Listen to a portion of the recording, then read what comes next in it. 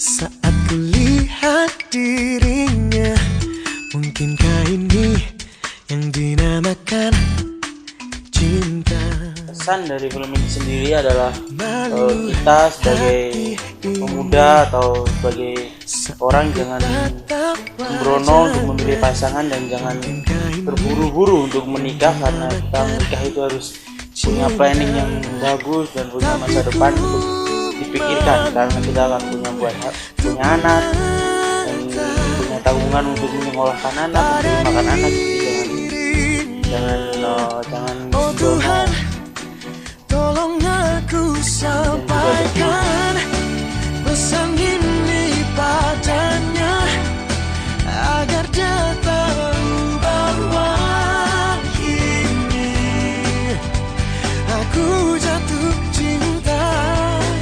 Oh Tuhan, bantu aku temukan cara untuk mendapatkan dia, karena kini ku telah jatuh cinta.